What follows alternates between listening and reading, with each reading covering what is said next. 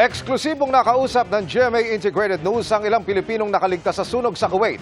Kabilang ang isang akma ng tatalon sa tulong ng pinagdugtong-dugtong na tela. Naikwento naman ang partner ng isang nasawi ang huli nilang video call. Sa gitna ng sunog, nakatutok si JP Soriano.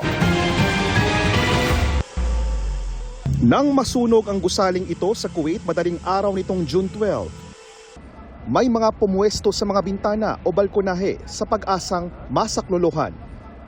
Kabilang sa mga lalaking nasa bintana, ang OFW na si Mario na nasa ika-6 na palapag. Eksklusibo ko siyang nakausap at ibang nakaligtas. Anya may kasama siyang roommate na Pilipino nang bumulaga ang nakasusulasok na usok. Pagbukas niya ng main door namin, ng kwarto, tinawag daw ka Mario, amoy sunog. Sa 6th floor. Pero namatay no ang hallway, ang ilaw, madilim na. Saglit siyang nagpaalam sa kababayan na kukunin muna ang kanyang mga papeles sa kwarto at ng pambalot sa muka. Pagbukas ko ulit ng main door, wala na yung kasama ko, naiwan na ako. Hindi ko alam kung saan siya nagpunta. Makapal ng usok, itim. Ang lakas na, ang init. Di na, kabadong-kabado na ako. Hindi ko alam kung saan pupunta ako. Nag-atim ako hanggang pababa, hanggang puruplo. Hindi ko kinaya. Napunta si Mario sa silid na may mga kumot at tela na kanyang pinagduktong-duktong ng buhol. Nilito sa bayabang mayroong tali na malaki. Tinali ko sa bayabang. Pinuksan ko yung bintana at tatalon ako. Akmang tatalo na si Mario nang makita ng kasamahang si Ralph na may alam na mas ligtas na lugar. Si Mario nakita ko, may tali na. Sabi ko, safe sa ibabaw. Eh, nasa isang floor na lang, rooftop na. Sabi ko, itry mo pumunta sa rooftop. 2 oras ding nanatili si Mario sa rooftop kasama ng ibang lumikas. Kasama sila ni Ralph sa 6 na Pinoy survivor na maayos na ang lagay. At may mga bangkay na nandun. Yun may mga tumalong sabi sa kanya, huwag na magtatalon, tumalba ka. 2 naman ang nasa ICU. Kabilang ang isang nakita ni Ralph na may malay ng ilabas ng gusali at patuloy na minomonitor ng Department of Migrant Workers. 3 Pilipino naman ang nasawi. Kabilang si Edwin na naka-video call ng partner niya habang may sunog. Mami, nasusunog yung building namin. Tapos kumukuha na sila ng mga gamit. Mula lumabas sila ng flat nila, yung kwarto mismo nila. Tapos doon na po, simula na po ng sigawan. Tapos naririnig ko po yung sigawan, yung Mami, hindi na ako makahinga.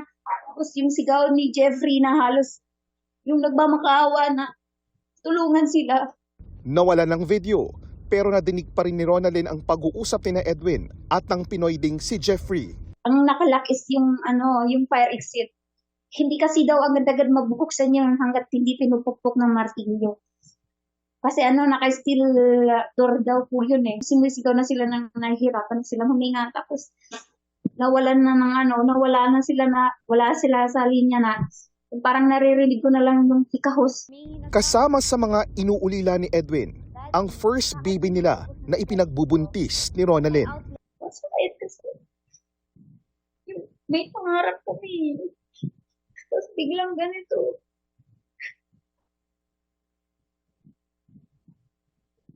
Masaya pa siya na gusto niya makita yung baby niya.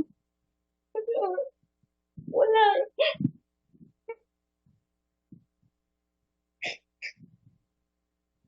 Yung gabi na bago siya matulog, sabi niya pa sa akin, mahal kita, Mami. I love you. Ingatan mo si baby, ha? Sa Umingan, Pangasinan naman, ay nagluluksa rin ang mga naulila ni Jesus Lopez, isa sa 3 Pilipinong nasawi sa sunog. Sobrang bait nilang tatlo. Wala kaming masabi sa pag-uugali nila. Wala kaming masabi. Nag-share sila ng pagkain, kung pagod kami. Nakikiramay po kami sa inyo po. Sa lahat. Araw-araw ko po kasama yun, pagkain. Araw-araw kasama. Yan, Jeffrey.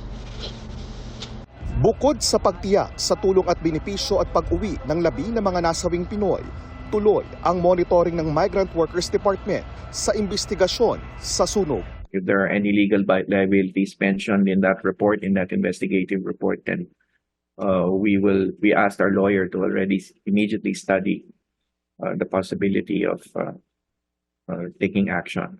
Para sa GMA Integrated News, JP Soriano, nakatutok 24 oras.